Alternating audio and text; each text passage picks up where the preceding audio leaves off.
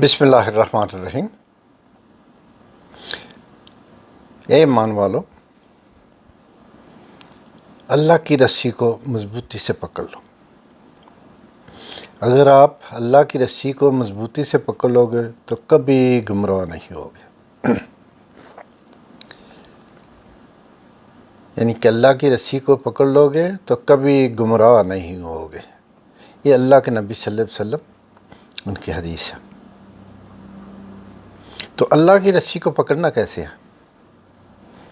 اس کا بہترین طریقہ یہ ہے کہ آپ دین کا علم حاصل کرو۔ جب آپ دین کا علم حاصل کرو گے تو آپ کو یہ معلوم ہو جائے گا کہ اللہ کی رسی ہے کیا، تو اس کو اسے کیسے پکڑنا ہے۔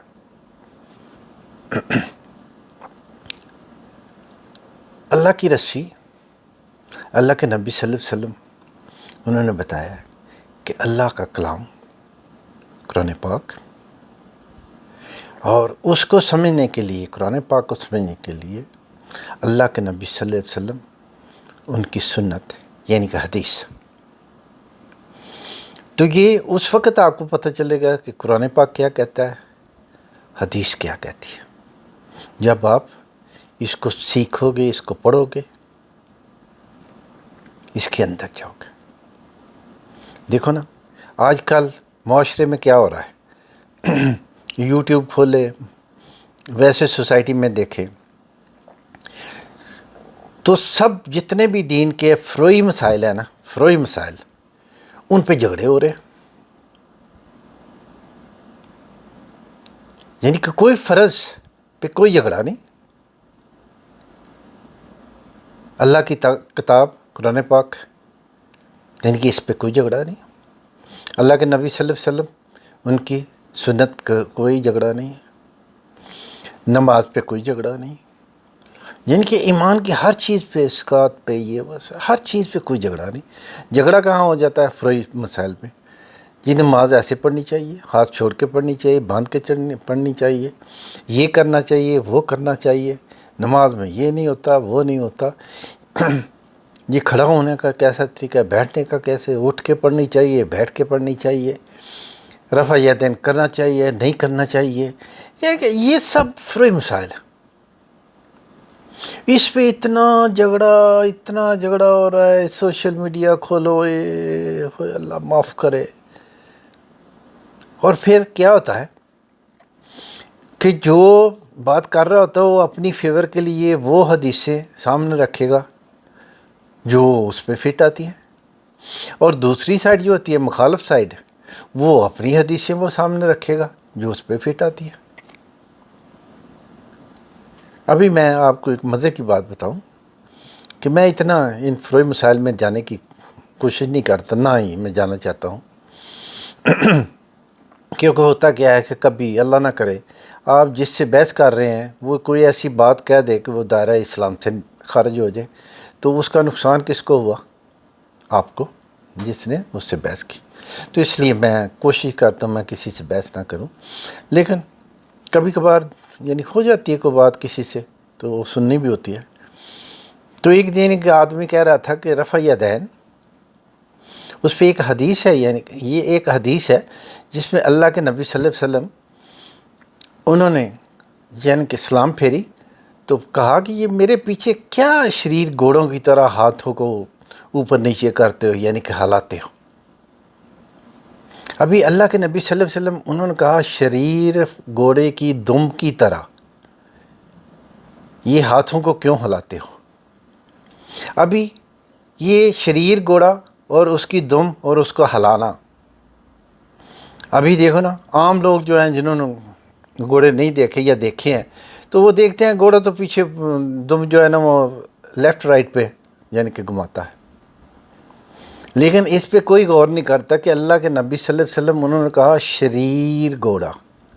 تو شریر گھوڑا آپ اگر آپ دیکھیں، کیونکہ میں ماشاءاللہ جوانی میں گھوڑ سواری کرتا تھا، گھوڑی رکھتا تھا، تو شریر گھوڑا جو ہے نا وہ دائیں بائیں نہیں کرتا، وہ اوپر نیچے کرتا ہے، وہ دم کو اوپر نیچے، کیونکہ وہ شرارتی ٹائپ کا گھوڑا ہوتا ہے۔ تو وہ دوسرے گھوڑوں سے اس نے الٹ کرنا ہوتا ہے. تو اللہ کے نبی صلی اللہ علیہ وسلم کہا شریر گھوڑا اس کی طرح آپ ہاتھ کیوں لاتے ہیں؟ تو ابھی اس یعنی کہ چیز پہ اتنا واویلا ہو رہا ہے کہ کوئی کہہ رہا ہے جی گھوڑا تو رائٹ لیفٹ کو ہم تو رفع یدین اوپر کرتے ہیں نیچے کرتے ہیں، کوئی کچھ کہتا ہے کوئی کچھ کہتا ہے. دوستو رفع یدین دیکھیے اس وقت پوری دنیا میں جو کیلکولیشن ہے وہ ہے کہ 60% جو ہیں وہ رفع یدین نہیں کرتے، 40% کرتے. تو دیکھ لیں ادھر ہی.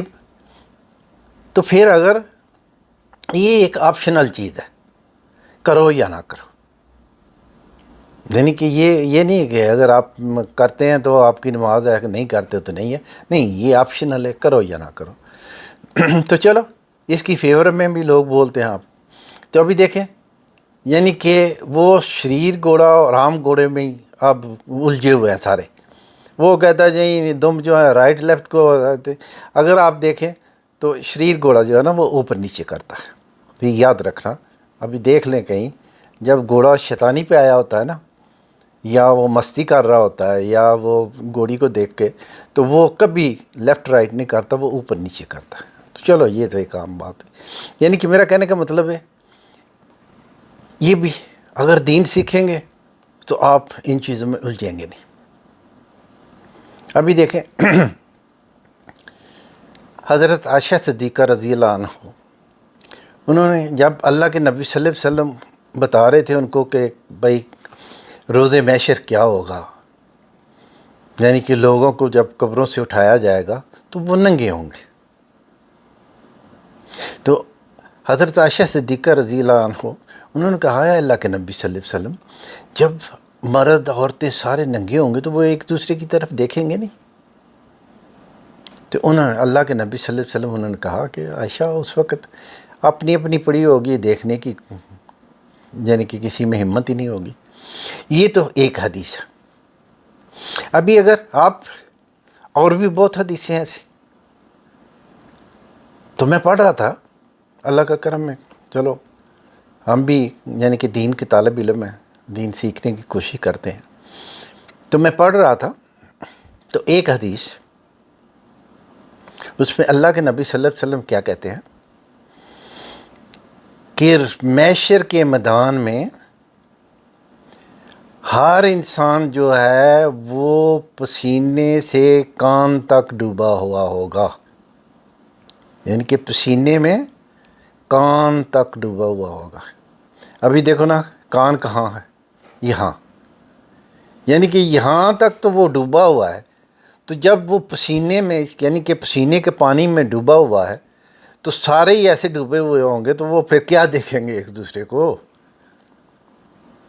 یعنی کہ اللہ نے اس وقت اللہ کے ڈر سے آپ کا پسینہ اتنا ہوگا کہ آپ کانوں تک پسینے میں ڈوبے ہوں گے. تو کیا ہو گیا؟ لباس تو آ گیا آپ کا، یعنی کہ آپ تو پانی میں. ابھی دیکھو نا گہرا پانی گندلا پانی ہو، یعنی پسینہ تو گندا ہی ہوگا نا. پسینہ تو یہ نہیں نا ہوگا صاف شفاف ہوگا. تو اگر گندے پانی میں یعنی کہ آپ جوہر میں چلے جائیں پانی کے، یہ سوئمنگ پول کا پانی نہیں، جوہر کا پانی، تو اس میں اگر آپ چلے جاتے ہیں تو آپ جب اس پانی میں جاتے ہیں تو جو آپ کا جسم اوپر ہے وہی نظر آتا ہے، نیچے والا نظر نہیں آتا. تو اس دن کیا ہوگا؟ پسینہ آپ کے کانوں تک یعنی کہ آپ کو ڈبو دے گا، ہوں گے سب ننگے. تو جب پسینے کا پانی یہاں تک ہوگا تو آپ تو کور ہو گئے نا سارے. تو میرا کہنے کا مطلب بھی جب آپ پڑھیں گے تو آپ کو پتہ چلے گا. یہ نہیں کہ آپ نے ایک حدیث پڑھ لی، یہ پتہ ہی نہیں ہے کہ اس حدیث کے بعد اللہ کے نبی صلی اللہ علیہ وسلم ان کی کوئی اور حدیث ہے اس نے اس کو منسوخ کر دیا. منسوخ کرنے کا مطلب یہ نہیں ہے کہ نکال دیا، نہیں، منسوخ کرنے کا مطلب یہ ہوتا ہے کہ اس پہ عمل جو ہے نا وہ روک دیا جاتا ہے. تو اللہ کے نبی صلی اللہ علیہ وسلم انہوں نے اگر یہاں کچھ کیا تو اس کے کچھ عرصے کے بعد نہیں کیا، اس کو روک دیا، تو اس کا مطلب ہے کہ حدیث ہے کہ اللہ کے نبی صلی اللہ علیہ وسلم انہوں نے یہ کیا، لیکن اس کے بعد انہوں نے چھوڑ دیا. تو میرا کہنے کا مطلب ہے یہ ہے فروئی مسائل، تو اس میں نہ الجھو۔ آپ نے ایک سب سے بڑی چیز ہے، کسی کی نماز پہ تنقید مت کرو۔ وہ مسجد میں آ گیا، وہ اللہ کے سامنے سجدہ بھی کر رہا ہے، رکوع بھی کر رہا ہے، قیام بھی کر رہا ہے، اس کو کرنے دو جو وہ کر رہا ہے، نماز تو اس کو پڑھنے دو۔ اگر آپ اس کی نماز پہ تنقید کرو گے تو پھر وہ مجھے یہاں ایک مسجد، میں جس مسجد میں جاتا ہوں، مجھے ایک پاکستانی کہہ رہا تھا کہ یہ ایک آدمی جو ہے نا یہ لوگوں کو، پاکستانیوں کو نا مس گائیڈ کرتا ہے۔ تو دو بچے نئے نئے آئے تھے تو وہ اس کے بعد نظر نہیں آئے، تو میں نے اس کو بولا کہ دیکھ تو نے اس دن ان کے اوپر تنقید کی، وہ ابھی مسجد میں نہیں آتے، تو یہ سارا گناہ تیرے پہ ہے، تو مت ایسا کام کرو، نہ کسی پہ تنقید کرو۔ اپنی نماز پڑھتے ہو نا، اپنی پڑھو۔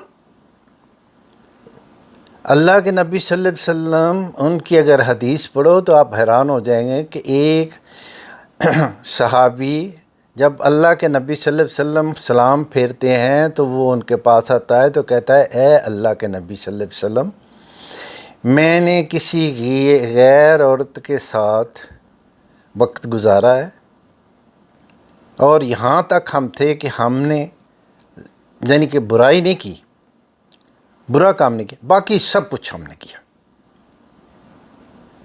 باقی سب کچھ ہم نے کیا۔ تو اللہ کے نبی صلی اللہ علیہ وسلم سے اس نے پوچھا کہ میری سزا کیا ہے؟ تو اللہ کے نبی صلی اللہ علیہ وسلم انہوں نے جواب دیا کہ تم نے ہمارے ساتھ نماز پڑھی؟ اس نے بولا پڑھی۔ بس اللہ کے نبی صلی اللہ علیہ وسلم، مطلب یہ کہ تم نے جب نماز پڑھ لی تو آپ کا وہ جو صغیرہ گناہ ہے اللہ نے معاف کر دیا۔ ابھی دیکھیں یہ بھی ایک حدیث ہے۔ اور پھر کسی جگہ پہ جا کر اللہ کے نبی صلی اللہ علیہ وسلم انہوں نے منع کر دیا کہ نہیں یہ بھی غلط ہے، ناجائز ہے۔ پھر یہاں تک بھی کہ بھئی غیر محرم عورت سے بات کرنا بھی یعنی کہ ایسی ویسی وہ بھی یعنی کہ جب آپ علم سیکھیں گے تو پھر آپ کو ان چیزوں کا پتہ چلے گا۔ آپ فروئی مسائل میں ایسے ایک چیز پکڑ لیتے او یہ نہیں یہ وہ ایک مجھے اسی مسجد میں، اللہ اس کو بھی ہدایت دے، وہ کہہ رہا تھا کہ یہ جو مال کی ہاتھ چھوڑ کر نماز پڑھتے ہیں آپ کو پتہ کیوں؟ میں نے بولا بھائی مجھے تو نہیں پتہ۔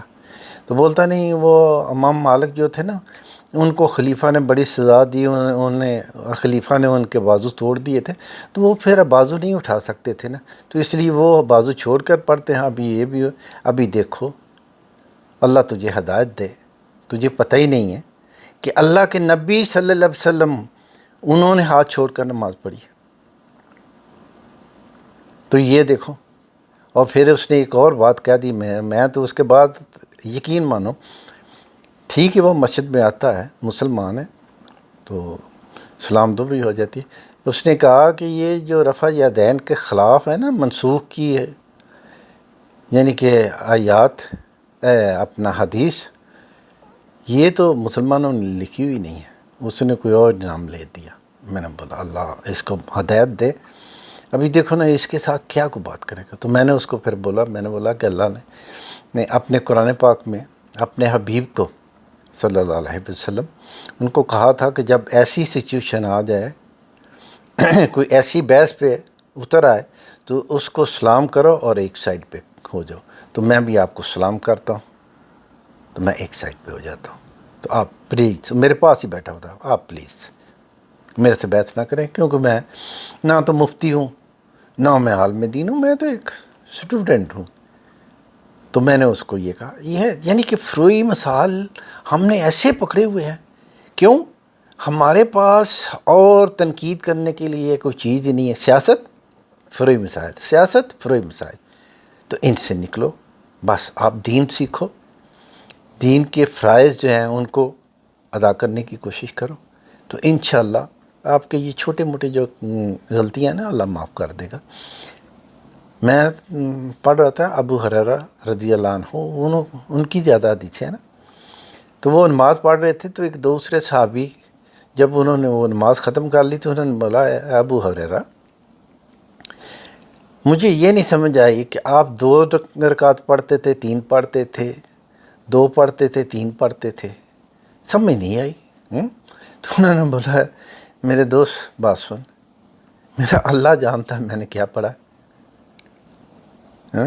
میں 2 پڑھتا تھا، 3 پڑھتا تھا، میرے اللہ نے کہا یعنی کہ سجدہ کرو، میں سجدے کر رہا تھا۔ میرے پیارے حبیب صلی اللہ علیہ وسلم، اللہ کے نبی صلی اللہ علیہ وسلم، انہوں نے کہا کہ سجدوں کی اکثریت کرو، میں سجدوں کی اکثریت کر رہا تھا، میں نہیں یہ دیکھ رہا کہ میں 2 پڑھی ہیں یا 3 ہیں۔ تو میرا کہنے کا مطلب ہے وہ اللہ جانتا ہے۔ ابھی دیکھو نا، بیٹھ کے نفل پڑھنا، جی اللہ کے نبی صلی اللہ علیہ وسلم کی حدیث ہے، میں انکاری نہیں ہوں کہ جو بیٹھ کے نماز پڑھتا ہے اس کو بغیر عذر اس کو آدھا ثواب ملے گا، لیکن اللہ کے نبی صلی اللہ علیہ وسلم ان کی حدیث ہے جو میری ایک سنت کو اجاگر کرے گا اس کو 100 شہیدوں کا ثواب ملے گا۔ تو دوسری سائڈ پہ اللہ کے نبی صلی اللہ علیہ وسلم بیٹھ کے بھی نماز پڑھتے تھے، نفل کئی بار بیٹھ کے پڑھتے بغیر عذر کے۔ تو اگر سپوز میرے ذہن میں یہ ہے کہ اللہ کے نبی صلی اللہ علیہ وسلم بیٹھ کے پڑھتے تھے نفل، میں بھی بیٹھ کے پڑھوں گا، نفلی نماز ہے نا۔ تو بھی دیکھیں مجھے اگر نماز کے آدھے یعنی کہ ثواب ملا تو سنت اجاگر کرنے کا مجھے 100 شہیدوں کا ثواب مل گیا۔ تو میرا کہنے کا مطلب ہے یہ اللہ بہتر جانتا ہے اس دن اس نے ہمارے ساتھ کیا سلوک کرنا ہے۔ اس نے صاف نہیں کہا کہ اگر میں تمہارے اعمالوں پہ جاؤں تو تم ایک بھی زندہ نہیں رہ سکتے، اس دن بھی اس کا کرم چاہیے، وہ کرم ہی کرے گا تو ہم لوگ یعنی کہ بخشے جائیں گے، ورنہ ہمارے اعمال کیا ہے، جو اس کے احسانات ہیں ہم پہ، جو اس کی رحمتیں ہیں، کرم ہے، اس کے بدلے میں ہم کیا کرتے ہیں؟ ہم تو کچھ بھی نہیں کرتے۔ دیکھو نا جن پہ آئی اللہ کے نبی صلی اللہ علیہ وسلم ان کے صحابہ نے کر کے دکھایا نا، آپ کے شہادتیں لی، لڑائیاں کی، جنگیں کی، خنجر لگے، یعنی کہ نیزے لگے، سب کچھ۔ اللہ کے نبی صلی اللہ علیہ وسلم وہ نہیں کئی بار یعنی کہ زخمی ہوئے۔ تو میرا کہنے کا مطلب بھی انہوں نے تو کر کے دکھایا نا، ہم کیا کرتے ہیں؟ ہم صرف فروئی مسائل اللہ اللہ مچائی ہوئی ہے، یہ غلط ہے، یہ صحیح ہے، یہ غلط ہے، یہ صحیح ہے، ان میں کہ نہ پڑھو۔ عام لوگوں کو یعنی کہ عام لوگوں کو آپ نے کنفیوز کر کے رکھ دیا یہ فروئی مسائل والوں نے، کہ وہ بیچارے کدھر جائے، وہ کون سی نماز ہے جو ان کے لیے صحیح ہے، کوئی کچھ کہتا ہے کوئی کچھ کہتا ہے، نہ ان کو نماز پڑھنے دو۔ اللہ ہم سب کو ہدایت دے اور ان مسائل سے ہمیں دور رکھے، آمین۔